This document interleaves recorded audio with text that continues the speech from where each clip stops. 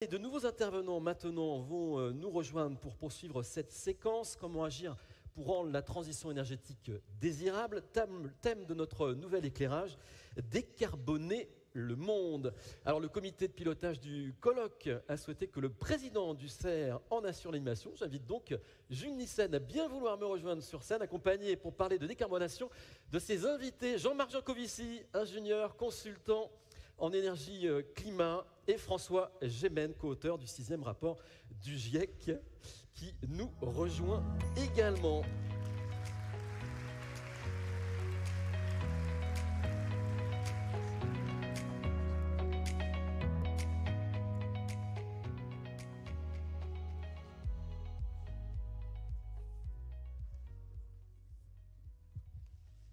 Rebonjour à toutes et à tous. Donc deux intervenants prestigieux. Merci à tous les deux d'avoir accepté de consacrer un petit peu de temps à ce colloque. Je pense que ce n'est pas nécessaire de vous présenter, mais je vais quand même en dire quelques mots. Tout le monde vous connaît. François Gémen, vous êtes universitaire, vous êtes enseignant, professeur à HEC Paris, vous êtes politologue et co-rédacteur du dernier rapport du GIEC. Et Jean-Marc Jancovici, vous êtes ingénieur, enseignant, président fondateur du Shift Project, cofondateur de Carbone 4 avec Alain Grandjean qui interviendra tout à l'heure. Et puis vous êtes aussi auteur de bande dessinée, co-auteur en tout cas de bande dessinée. On est heureux de vous avoir dans ce colloque pour ce débat que j'espère très productif. Votre parole est écoutée et dans cette matinée de témoignages sur les enjeux de la transition énergétique, je compte sur votre franchise légendaire à l'un et à l'autre. Cette séquence s'appelle Décarboner le monde. Nous avons à peu près une demi-heure, donc je ne vais pas y aller par 4 chemins. Je me limiterai à 2 questions très simples. Pourquoi et comment? Commençons donc par le pourquoi, et je me tourne vers vous, Jean-Marc. Dans Le Monde sans fin, donc la bande dessinée dont vous êtes le co-auteur, vous décrivez de façon très claire l'impact prodigieux des énergies fossiles sur la productivité humaine. Pourquoi donc faut-il se passer de ce miracle énergétique, entre guillemets? Il est clair que si on n'avait pas de problème de limite planétaire, on n'aurait pas besoin de s'en passer. Aujourd'hui, si on regarde les grands problèmes d'environnement, en gros, on peut les mettre dans 2 catégories. On a des problèmes de poubelles qui débordent, ça c'est plutôt le problème de changement climatique, et on a des problèmes de placards qui se vident. Ça c'est plutôt, alors, dans un domaine qui n'est pas énergétique, par exemple les stocks de poissons qui baissent, ou localement ou régionalement, des problèmes d'accès à l'énergie. Et alors les combustibles fossiles, ça a des tas d'avantages, c'est très dense énergétiquement, c'est pour ça qu'on s'est mis à s'en servir. Ça a 2 inconvénients. Le premier, c'est que le temps de formation de ces combustibles est beaucoup trop lent au regard du rythme auquel on s'en sert. En gros, on les utilise 1 million de fois plus vite qu'ils ne se forment. Donc ils s'en forment en permanence, du pétrole et du gaz en ce moment, mais c'est un peu lent. Et la deuxième caractéristique qu'ils ont, c'est qu'aux ordres de grandeur de leur utilisation aujourd'hui, donc si on était 3 millions de terriens et qu'on utilisait chacun 1 tonne de pétrole par an, ça serait un non-sujet absolu, le changement climatique. Mais aux ordres de grandeur, à 8 milliards sur Terre, avec la quantité de combustibles fossiles qu'on utilise, on a un gros problème de poubelles qui débordent, c'est-à-dire de climat qui est en train de dériver à une vitesse qui est excessive par rapport à ce que sont déjà, et surtout à ce que seront nos capacités d'adaptation demain. Juste pour rappeler un ordre de grandeur qui est peut-être mal connu dans cette salle, 4 degrés de variation de la température moyenne sur Terre, c'est l'ordre de grandeur de ce qui sépare la dernière ère glaciaire du climat que nous avons trouvé en entrant dans la civilisation fossile. Et cette transition s'est faite en 10 000 ans, 4 degrés de réchauffement. Ça a suffi pour remonter le niveau de l'océan de 100 mètres et pour déplacer, par exemple, le climat, pour changer le climat français qui ressemblait il y a 20 000 ans au nord de la Sibérie actuelle en ce que nous connaissons, ou ce que nous connaissions plus exactement, jusqu'à il y a quelques décennies. Donc voilà, donc on est face à ces 2 problèmes-là, qui sont des problèmes qui en gros, vont pas nous demander notre avis. C'est-à-dire que la dérive climatique, si on ne s'en occupe pas, elle va s'occuper de nous. Et en ce qui concerne les combustibles fossiles, ils sont épuisables. Je vous rappelle juste une information qui passe un peu trop souvent sous les écrans radars de la presse. À date, le maximum historique de la production de pétrole dans le monde, c'était 2018.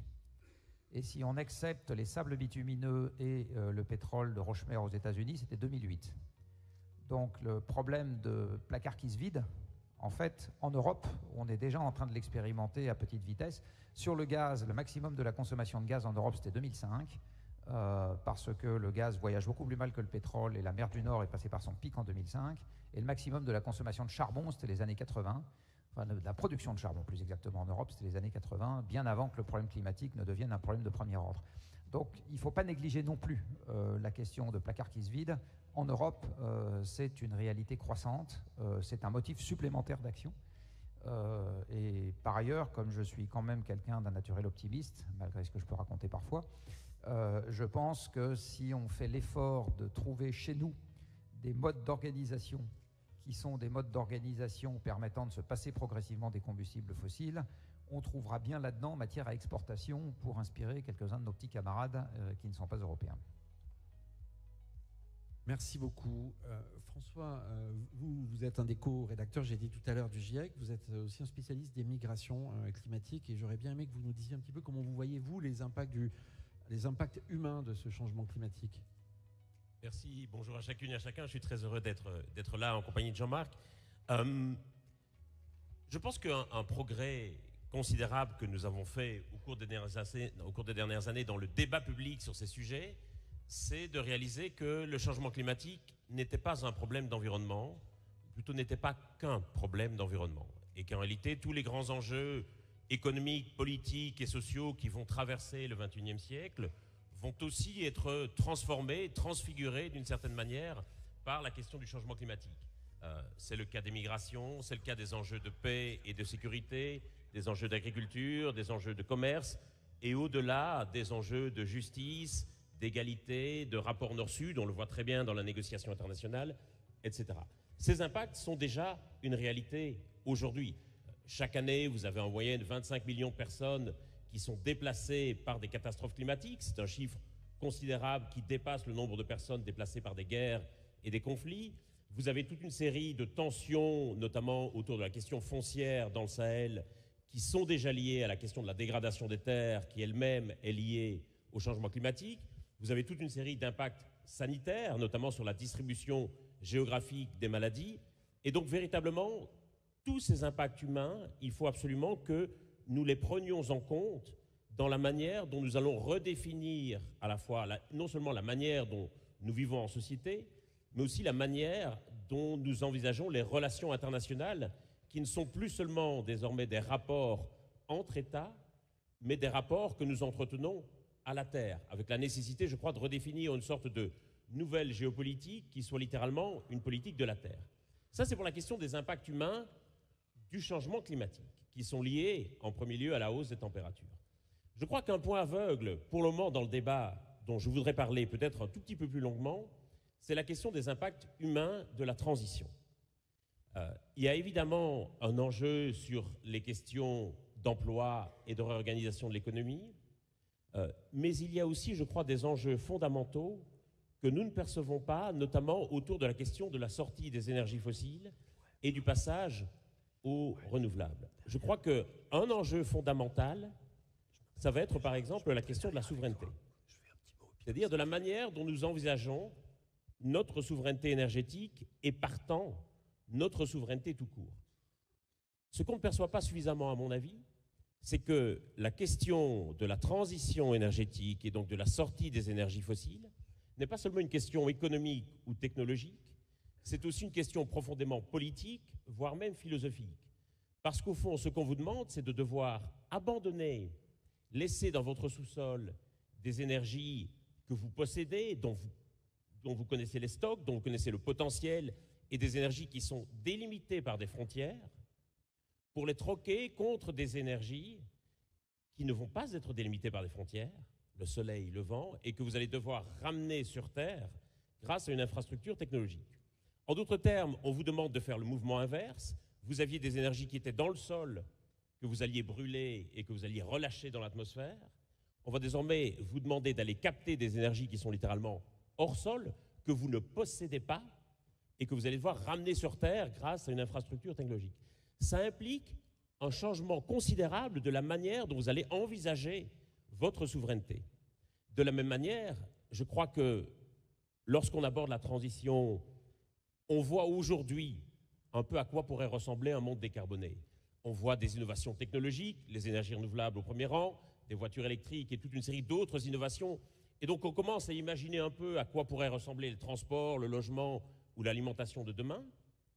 On commence un peu à gratter la couche juste en dessous, qui est la couche de l'économie. Quels seront les nouveaux modèles économiques des entreprises? Et on voit ce vif débat sur l'économie circulaire, sur la décroissance, sur les entreprises régénératrices, etc. Et puis, je crois qu'il y a une couche fondamentale que nous n'avons pas encore commencé à gratter, c'est celle des principes fondamentaux de l'organisation de la vie en société. À quoi ressemblera la liberté dans un monde décarboné? Est-ce que nous sommes prêts à moduler certaines libertés individuelles au profit de l'exercice de libertés collectives? À quoi ressemblera l'égalité dans un monde décarboné? Est-ce que l'égalité, c'est un quota d'émissions qui soit le même pour tout le monde, ou est-ce qu'il y aura des modulations? Plus fondamentalement encore, à quoi ressemblera la fraternité dans un monde décarboné?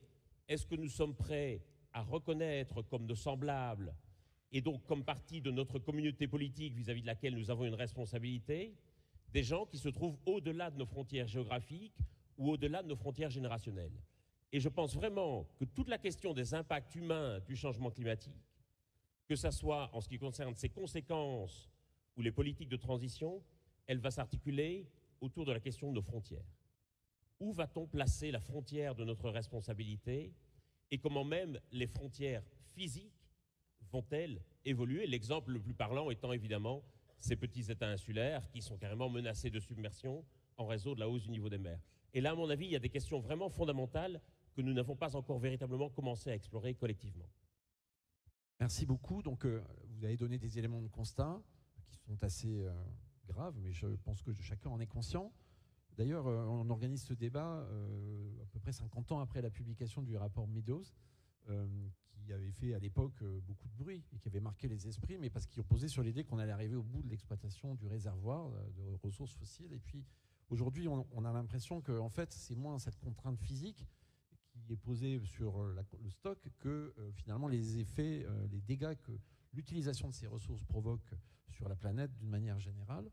Et là, on a l'impression que du coup, on a une difficulté, c'est-à-dire que pour la première fois, il faut d'une certaine façon forcer la transition énergétique, alors que les signaux de marché ne n'amènent pas forcément à faire ça. Alors, je me retourne vers Jean-Marc Jancovici. Vous êtes à l'origine du concept de bilan carbone. Vous avez souvent mis en avant le besoin de faire preuve de beaucoup de sobriété, mais on ne pourra pas tout régler par la sobriété. Comment est-ce que vous voyez, vous, les bons moyens pour essayer de décarboner nos systèmes énergétiques et surtout de faire une vraie transition énergétique, c'est-à-dire de substituer des énergies décarbonées à celles qui existaient déjà jusqu'à présent et qu'on a continué d'accumuler au fil du temps? Alors, je vais vous ramasser les copies. Je vais vous répondre avec pas une pirouette, mais commencer par une citation. On prête à Einstein cette formule qui est: si j'ai 1 heure pour résoudre un problème, je commence par utiliser 55 minutes pour bien le décrire, et ensuite les 5 minutes qui restent, j'essaye de le résoudre. Je pense qu'aujourd'hui, en ce qui concerne cette affaire de décarbonation, et je vais m'inscrire un tout petit peu en faux avec ce qu'a dit une partie de mon voisin, mais sinon c'est pas drôle, je pense que le problème n'est pas extrêmement bien posé. Aujourd'hui, une des questions, par exemple, sur lesquelles on débat trop peu, c'est pourquoi est-ce qu'on s'est enquiquiné à passer des énergies renouvelables, qui étaient notre quotidien il y a 2 siècles, aux énergies fossiles qui sont notre quotidien d'aujourd'hui, si, en fait, on peut avoir tout le monde moderne sans énergie fossile. Bon. Alors, je sais qu'ici, c'est une question un peu provoque, mais je pense que tant qu'on n'a pas répondu à cette question, c'est très difficile de répondre à celle que vous me posez, et c'est très difficile de savoir quelles sont les contreparties vraisemblablement inexorables qu'il faudra qu'on accepte dans ce, entre guillemets, retour, puisque c'est un retour, aux énergies renouvelables, modulo un peu de nucléaire qu'on arrivera à faire ici et là. Je pense que cette question-là, aujourd'hui, est très insuffisamment travaillée. Et quand on regarde, c'est ce qu'on essaye de décrire dans Le Monde sans fin, ce que les énergies fossiles ont amené, ça n'a pas juste amené une forme différente de centrale électrique. Personnellement, je pense que ça a également amené une modification profonde de la structure de l'emploi, la tertiarisation de l'emploi. Ça a amené historiquement une augmentation de l'espérance de vie. Ça a amené historiquement une égalisation des conditions entre les hommes et les femmes. Ça a amené historiquement une augmentation du pouvoir d'achat. Donc les 75% de Français qui disent la transition énergétique va faire du mal à notre pouvoir d'achat, ils ne sont pas si idiots que ça. Je pense qu'ils ont parfaitement compris. Ça a amené historiquement la mondialisation. La mondialisation, c'est des camions et des bateaux, ça fonctionne au pétrole. Et demain matin, on ne fera pas avancer des bateaux de 300 000 tonnes à la voile. Le plus gros cargo à la voile, on sait que c'est des clients à nous, hein. On est ravis d'avoir comme clients. Le cargo à voile de Toth, il fait 1000 tonnes de fret, enfin 1000 tonnes de port. Un bateau de la marine marchande moderne, il en fait 300 000. Bon. On ne va pas le passer à la voile. Etc., etc. Donc en fait, quand on se rend compte de ce que ça nous a amené les communications abondantes, aujourd'hui, on ne sait pas fabriquer un ordinateur sans chimie organique, par exemple. Il faut rappeler que le pétrole, ça nous a aussi amené la chimie organique. Un tiers du pétrole qu'on extrait n'est pas brûlé. Hein. C'est du bitume, c'est des huiles, c'est des cires, c'est du plastique, etc. On ne sait pas fabriquer, toujours pour être un peu provoque dans cette salle, aujourd'hui, une éolienne ou un panneau solaire sans chimie organique. On ne sait pas faire ça. Donc, aujourd'hui, on est dans un système dans lequel il faut voir que ces combustibles fossiles ont profondément transformé la face du monde, à tout point de vue, et ce n'est pas juste une affaire d'aspect de centrale électrique. Et je pense qu'aujourd'hui, le débat sur la décarbonation, il est très mal emmanché à cause de ça, parce qu'on se limite à un arbitrage technique sur la production électrique. Ce n'est pas du tout un reproche, hein, c'est juste un constat hein, à ce stade. Hein. Et il y a un autre problème sur, vous avez dit, on ne voit pas l'approvisionnement énergétique, ces contraintes à l'amont. Alors ça, c'est lié à un truc que vous avez tous appris à l'école, cette petite règle d'économie qui veut que plus il y en a, moins c'est cher, et moins il y en a, plus c'est cher. Alors ça, je vais essayer de vous expliquer en 30 secondes pourquoi ça marche très bien avec les sacs à main et ça ne marche pas avec le pétrole. Si vous avez une production de sacs à main qui baisse dans le monde, moins de sacs à main ne change pas fondamentalement la productivité du travail.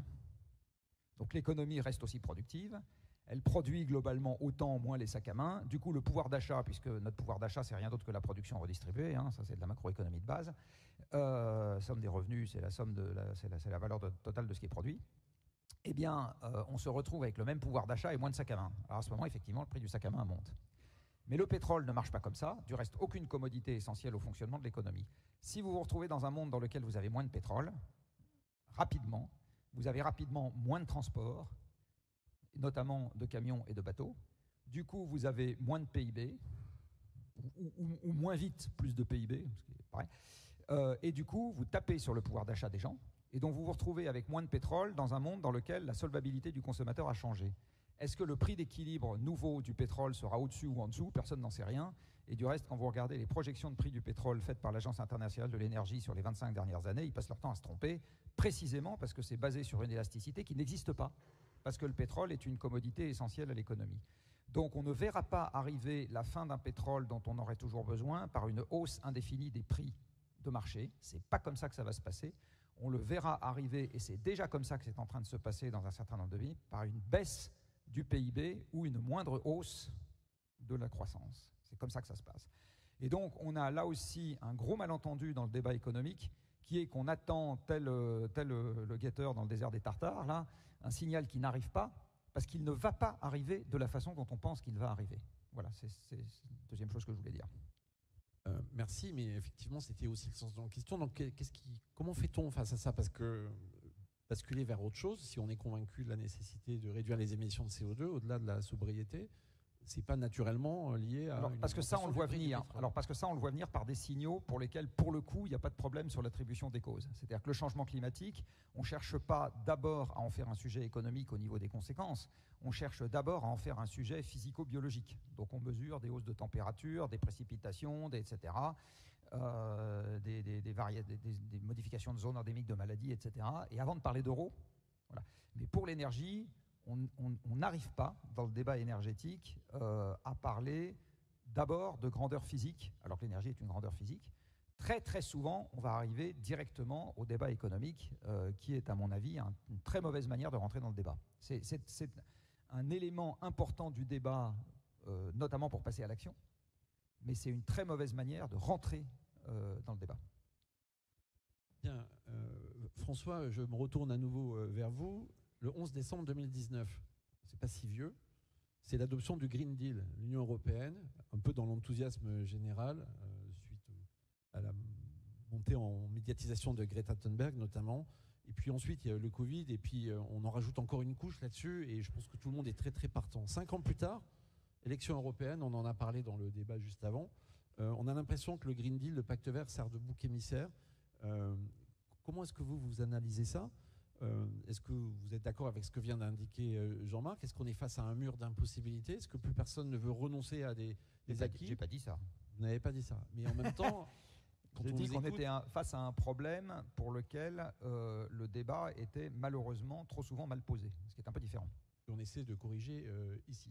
Donc comment est-ce que vous voyez ça vous-même pour qu'on essaie quand même de dresser une perspective de sortie de la situation dans laquelle nous nous trouvons? Bien sûr, je partage d'abord largement le constat que vous avez posé. Effectivement, il y a 5 ans, le Green Deal apparaissait comme un nouveau modèle économique pour l'Europe, même comme un nouveau projet politique. Et il est porté par un large consensus politique. Il est porté à la fois par la conservatrice von der Leyen et par le socialiste Timmermans. Et effectivement, 5 ans plus tard, on a l'impression que ce Green Deal est devenu un bouc émissaire et qu'il est un peu accablé de tous les maux, ce qui fait peser une incertitude sur les politiques climatiques européennes et donc ce qui crée de l'attentisme chez les industriels et chez les investisseurs. Je pense que, et je dois admettre que j'ai été souvent très naïf sur ce sujet. Et pendant très longtemps, comme beaucoup de mes collègues du GIEC, j'ai pensé que ce qui nous empêchait de nous engager pleinement dans la transition, c'était qu'on n'avait pas encore bien pris la mesure de la gravité des impacts du changement climatique. Et donc j'ai volontiers imaginé que mon rôle dans le débat public était en quelque sorte celui d'un lanceur d'alerte et qu'il s'agissait de conscientiser, de sensibiliser, et qu'une fois que tout le monde aurait eu le même niveau d'information et aurait bien réalisé l'urgence et la gravité de la situation, on se mettrait spontanément en mouvement. Je pense sincèrement que c'est une vision très naïve des choses et que souvent, ce qui nous empêche d'agir, c'est que nous n'y percevons pas notre intérêt. Et je crois que cette question de l'intérêt est absolument centrale dans la transition. Quelques jours après la dernière élection présidentielle, en France, avec ma femme et nos enfants, on est allé passer quelques jours de vacances en Normandie. Et sur la plage, nos enfants avaient joué avec les enfants d'un autre couple, et puis une chose en entraînant une autre, on avait sympathisé avec cet autre couple, on avait réalisé qu'on logeait dans le même hôtel, c'était la plage en face de l'hôtel, et puis de fil en aiguille, nous avions pris l'apéritif avec ce couple, puis nous avions dîné avec ce couple, nous étions heureusement arrêtés là, mais au cours du dîner, puisqu'on était en France, on avait évidemment parlé de politique, et ce couple de nous dire pour qui ils avaient voté à la dernière élection présidentielle. Ils avaient voté pour Yannick Jadot et pour Emmanuel Macron. Mais pas du tout parce qu'ils avaient entre eux un désaccord politique, ils étaient au contraire parfaitement raccords politiquement, mais simplement ils avaient décidé de faire un vote stratégique. Alors accrochez-vous parce que moi j'étais pas prêt. Ils avaient décidé qu'en tant que couple, ils avaient droit à 2 voix, et donc ils avaient panaché. Et là, j'étais un peu interloqué parce que je comprends volontiers qu'on puisse hésiter entre 2 candidats de gauche ou 2 candidats de droite. Enfin, je leur dis quand même, Jadot et Macron, c'était quand même pas tout à fait le même programme à l'élection. Et leur réponse, je crois, traduit bien les tiraillements actuels de la société. Ils nous avaient dit ceci: oui, parce qu'on a des enfants, on est très tracassés de la terre qu'on va leur laisser, très préoccupés par le changement climatique, la perte de biodiversité et tout ça. Et donc pour nous, c'était très important de voter pour le candidat écologiste. On sentait qu'on avait un devoir de voter pour le candidat écolo. Mais en même temps, nous deux, on travaille tous les deux dans la banque et la finance. Et donc il fallait bien qu'on veille aussi à nos propres intérêts. Et on ne pouvait pas sacrifier tous nos intérêts pour les intérêts de nos enfants ou des autres. Et donc le compromis qu'ils avaient trouvé à ce tiraillement intérieur, c'était ce panachage un peu curieux. Et je crois que le problème que nous avons collectivement, c'est que parfois, nous avons du mal à voir où est notre intérêt dans la transition. Parce que nous le voyons bien de façon macroéconomique, nous voyons bien que l'énergie du XXIe siècle sera une énergie décarbonée, mais quand on présente la question de la transition aux citoyens, elle est toujours et systématiquement présentée en termes d'efforts à réaliser, de sacrifices à consentir, de renoncements à accepter, de coûts supplémentaires à supporter. C'est-à-dire, elle est présentée comme une contrainte à laquelle on devrait se plier par la force des choses et on n'en a pas forcément envie. Elle n'est jamais présentée comme un projet auquel nous aurions intérêt. Et la grande difficulté, c'est que la physique du climat fait qu'il n'y a pas de corrélation directe entre notre niveau personnel d'émissions et les impacts du changement climatique auxquels nous serons personnellement confrontés. Bien entendu, le niveau d'impact auquel on sera personnellement confronté dépend des émissions du monde entier et pas uniquement des nôtres, et dépend aussi des émissions passées et pas uniquement de nos émissions présentes. En d'autres termes, lorsque le changement climatique produira ses impacts en Suède, Ce n'est pas une divinité qui va épargner Greta, qui va lui dire « Toi, Greta, je t'épargne, je ne t'envoie pas d'inondation, parce que tu as bien fait tout ce qu'il fallait, mais par contre, j'envoie de l'inondation sur ton gros voisin pollueur qui est un SUV. » Et donc, je crois que cette absence de corrélation directe entre nos actions et les résultats de nos actions fait qu'on a beaucoup de mal, parce qu'on a l'impression qu'on nous demande de faire des efforts, des sacrifices, et que nous n'en voyons pas les résultats immédiats, nous ne voyons pas les températures baisser, et ça n'arrivera pas avant qu'on ait atteint la neutralité carbone. Et donc je crois que nous devons bien davantage mettre l'accent sur les intérêts que nous avons à la transition. Et je crois qu'on parle systématiquement des risques qui sont associés à l'inaction, et jamais des bénéfices qui sont associés à l'action. Parmi les premiers adopteurs de voitures électriques, vous avez les chauffeurs de taxi. Les chauffeurs de taxi, vous le savez, ce n'est pas tous des adhérents de Greenpeace. Et donc, s'ils passent à la voiture électrique, ce n'est pas par conscience écologique, c'est parce qu'ils y ont intérêt. L'État aux États-Unis qui développe le plus en ce moment les renouvelables, c'est le Texas, un État rouge par excellence. Ce n'est pas par conscience écologique non plus, c'est parce qu'ils y ont intérêt. Et je crois que nous devons bien davantage mettre en évidence les intérêts de la transition de manière à pouvoir dessiner un projet. Et là, je crois, où nous avons beaucoup de mal, et ça nous ramène à la première question, c'est qu'on voit bien le chemin qu'on ne veut pas emprunter, on voit le monde dans lequel nous ne voudrions pas vivre, qui serait ravagé par les impacts du changement climatique et où la biodiversité aurait quasiment disparu, mais on a beaucoup de mal à voir le monde dans lequel nous voudrions vivre. Au fond, un monde décarboné, ça ressemblerait à quoi? Et pourquoi est-ce que nous y aurons intérêt? C'est là où je crois la question de la démonstration est fondamentale, et les énergies renouvelables sont évidemment un des outils prioritaires de cette démonstration pour montrer aux gens que les énergies renouvelables, c'est des énergies auxquelles ils ont intérêt et qui sont non seulement moins polluantes, mais aussi moins chères, plus fiables, plus performantes. Merci. Je voudrais citer quelqu'un ici qui aurait pu participer à ce débat. C'est Daniel Cohen, mais malheureusement, il nous a quittés à la fin de l'année dernière, dans un petit livre qui s'appelle « Une brève histoire de l'économie », qui fait référence à une brève histoire du temps. Il écrit la chose suivante: on aimerait penser que le climat offre aux humains l'accès à une sorte de conscience universelle de leur commune dimension terrestre. On en est loin. Il ne faut pas distinguer la réflexion et l'action. C'est en faisant les choses qu'on transforme son imaginaire. Il faut commencer à vivre autrement, même si les gestes de départ sont symboliques, pour faire l'apprentissage du monde à inventer. Et un peu plus loin, le fumeur qui renonce au tabac doit penser qu'il reconquiert les moyens d'une vie bonne, sinon il ne fait que vivre dans le deuil d'un bonheur perdu et la rechute est inévitable. Alors Jean-Marc, vous avez dit que vous étiez moins pessimiste que ce qu'on vous accuse d'être ou qu'on vous reproche d'être parfois. Peut-être une dernière question. On attend la formation d'un gouvernement. C'est un peu prétentieux de poser cette question comme ça, mais si vous aviez un conseil à lui donner pour redonner un petit peu de dynamique positive autour de tout ça, qu'est-ce que vous auriez envie de lui dire? Et je poserai la même question à François tout à l'heure. Alors, je vais commencer par dire que là, sur ce qu'a dit François, je suis tout à fait d'accord avec lui. Le Shift Project, c'est une association d'entreprises, et on est allé chercher des gens qui ont un intérêt égoïste à la décarbonation. Donc je suis très fermement convaincu qu'il faut effectivement marier, alors c'est pas donné obligatoirement, hein, que l'intérêt général n'est pas nécessairement la somme des intérêts particuliers. Mais à un moment, il faut quand même que ça se recoupe quelque part. Sinon, je suis d'accord, on n'avance pas, on ne fait pas les choses. Et c'est marrant parce que j'allais parler du parallèle du tabac, justement, mais donc mes grilles la politesse, mais tant mieux, qui est typiquement un exemple dans lequel c'est pas juste en disant aux gens c'est pas bien de fumer que les gens arrêtent de fumer, parce que les gens commencent à fumer pour des raisons qui sont des raisons de statut, des raisons de transgression, des raisons de etc. Et si on ne répond pas à ces motivations-là avec autre chose que le tabac, les gens ne s'arrêtent pas de fumer, quoi. Et donc là, c'est exactement pareil. Nous sommes ce que nous sommes, etc. Et il faut absolument que cette histoire de transition, alors il ne faut pas s'incarne essentiellement des projets positifs, voilà. Mais le projet positif ne doit quand même pas nier les difficultés. Si moi j'ai le projet positif d'aller faire le Mont Blanc, il ne faut quand même pas pour autant que je nie qu'il fait un peu plus froid au sommet du Mont Blanc qu'à Chamonix, que si j'y vais en espadrille, j'ai toutes les chances de me geler les pieds, etc. Donc, à un moment, le projet positif ne justifie quand même pas le fait qu'on pose les débats de travers, ce qui était le sens de ma remarque tout à l'heure. C'est juste ça.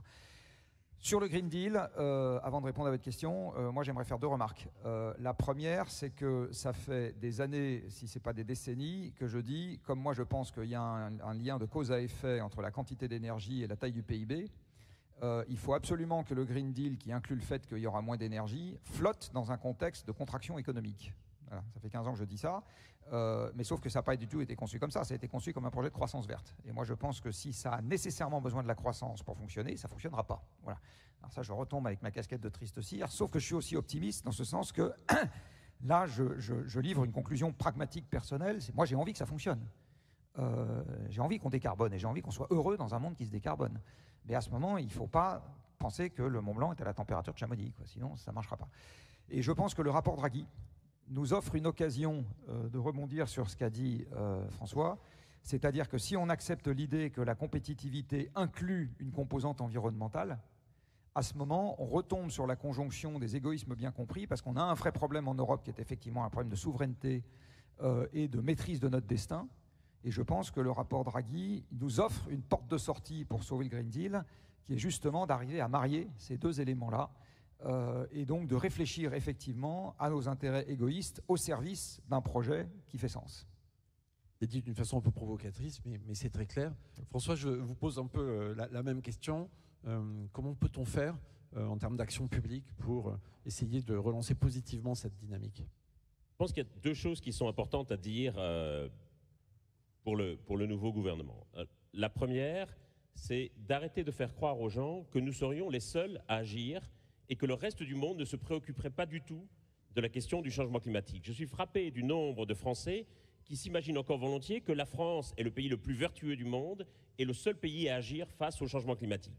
On a très peu de nouvelles du reste du monde. La Chine, au dernier trimestre, a baissé ses émissions de 1%. Certains observateurs estiment que la Chine aurait peut-être atteint son pic d'émissions dès 2023, ce qui serait une excellente nouvelle. On n'en parle quasiment pas.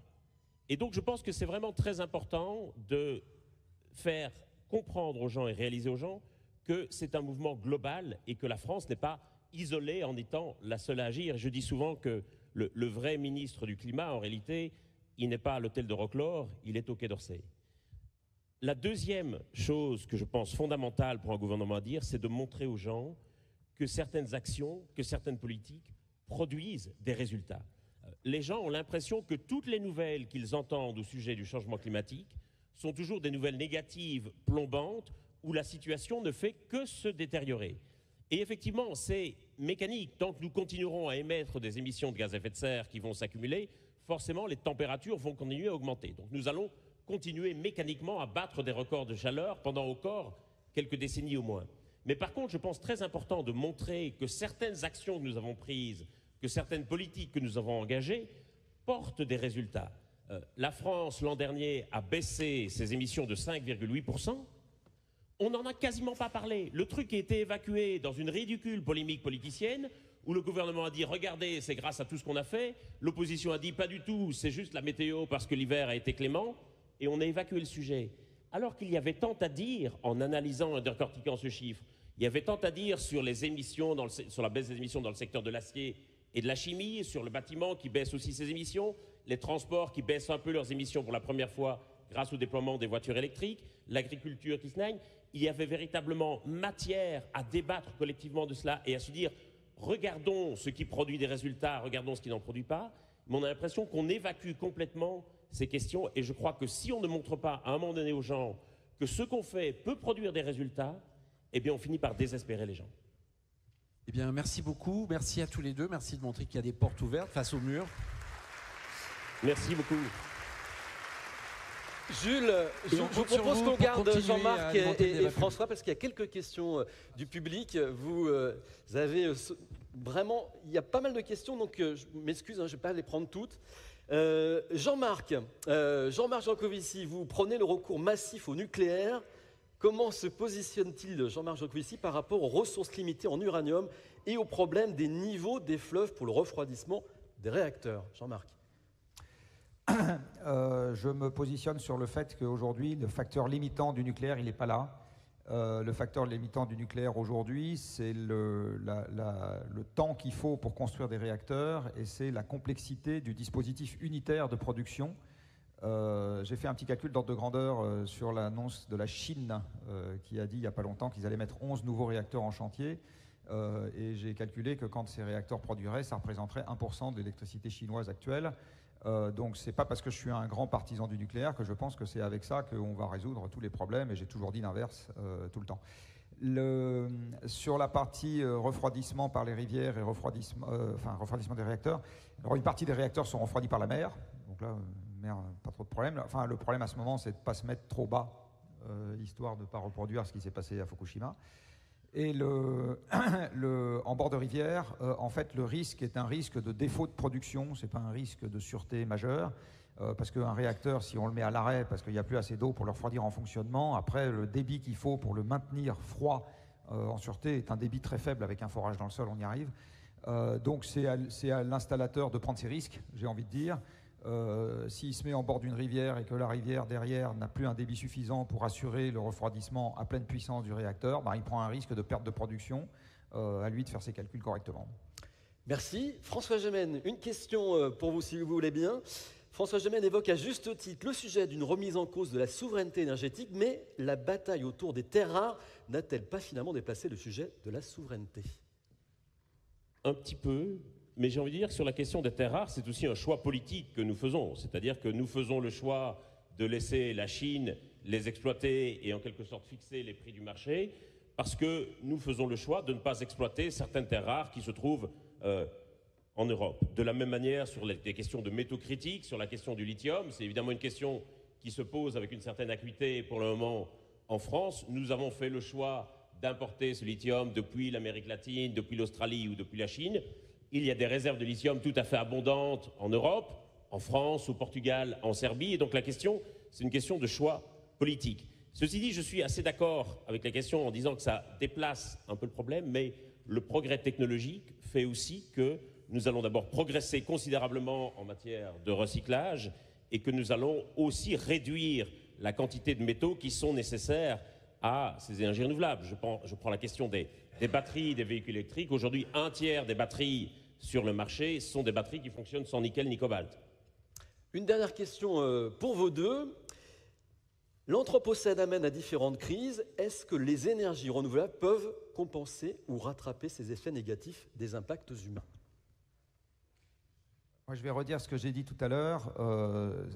Tant qu'on n'est pas capable de répondre à la question qui est pourquoi est-ce qu'on est sorti des énergies renouvelables, c'est très difficile de débattre ou exactement d'apporter une réponse dans laquelle on ait totalement confiance à la question que vous venez de poser.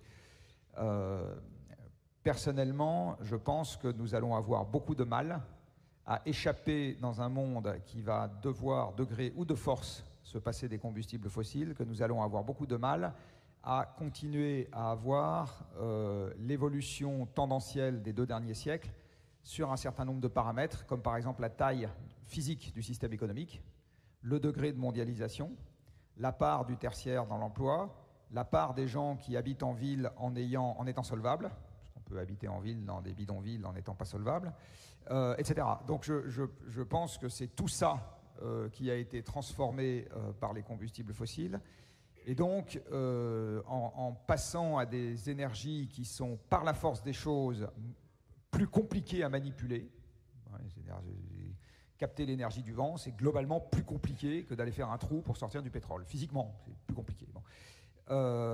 Ça va globalement induire une baisse de la productivité du travail, de la productivité physique du travail, et qu'aujourd'hui, on n'a pas du tout réfléchi à la façon dont on pouvait concilier des projets positifs, parce qu'il en faut, parce que c'est ça qui nous fait avancer, avec cette contrainte qui est de l'ordre de la température sur le haut du Mont Blanc est plus basse que celle à Chamonix, et il faut que ça fasse partie du cahier des charges de la réflexion.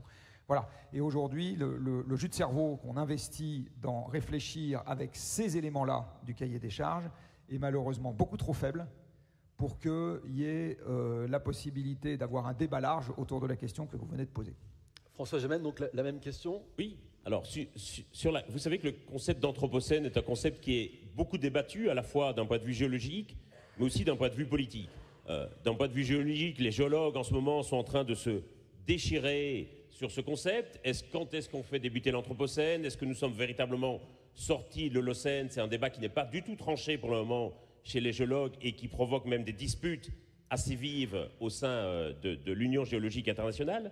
Et puis politiquement, c'est un concept qui est débattu aussi, puisque l'âge de l'humain, ou l'âge des humains, au fond, donne à penser que nous mettrions tous les humains sur le même plan de responsabilité dans les transformations de la planète, alors qu'une majorité des humains est évidemment victime de ces transformations qui sont causées par un petit nombre d'humains. Et donc, on a proposé politiquement toute une série de noms alternatifs. Capitalocène, c'est la faute du capitalisme. Androcène, c'est la faute des hommes. Oliganthropocène, c'est la faute d'un très petit nombre d'hommes. Et toutes ces critiques sont évidemment importantes et doivent être entendues, mais je crois qu'on se trompe fondamentalement en réduisant la question de l'Anthropocène à la désignation de la cause des problèmes actuels. Et moi, je vois l'Anthropocène plutôt comme un principe de gouvernement de la situation actuelle. Et ce principe de gouvernement, précisément, à mon sens, doit être celui d'une égale responsabilité entre tous les humains, et j'irais même jusqu'à dire vis-à-vis de tous les vivants. Et c'est uniquement si nous reconnaissons notre responsabilité, chacun et chacune, à l'égard de tous les vivants, que nous trouverons une porte de sortie à ces problèmes. Les énergies renouvelables font partie, évidemment, de la solution, mais je pense que c'est une question qui est fondamentalement politique et qui n'est pas seulement technique ou technologique. Merci beaucoup, messieurs. Merci. Jean-Marc Jancovici, merci François Gemel, merci Jules Nissen. Le colloque se poursuit.